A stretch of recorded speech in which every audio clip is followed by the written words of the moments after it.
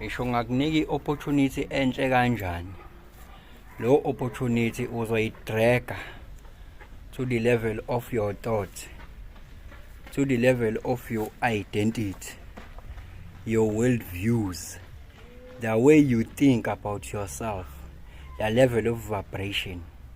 Ngisho ngayinhle kanjani opportunity, ngisho ngakunika opportunity ebheda kanjani, uzoyishintsha lo opportunity uyenze ibe marvelous, uyenze lo opportunity ukuthi blossom.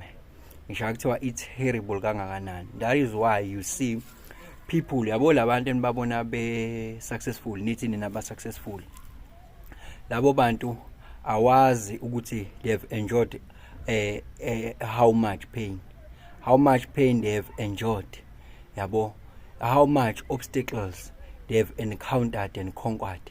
Awukwazi lokho wena, yabo. Wena ubona nje umuntu eseshine eseblossom, sekungama effects lawo, lapho yena ube conquerisha, eshintsha ilemon ayenze lemonade.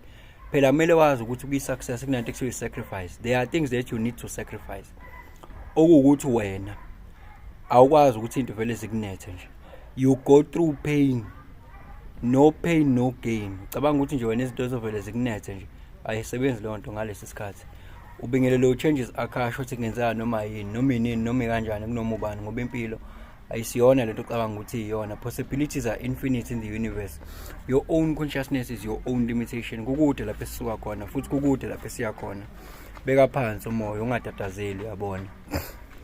That is why ubona i-millionaire ulivele liqede nje imali, wawina imali yako Raf, noma wawina imali ayishelwa abazali, avele leyo mali leyo ayenze ilingane naye, ayishaya ibhobhodla, ayishaya ithi yes.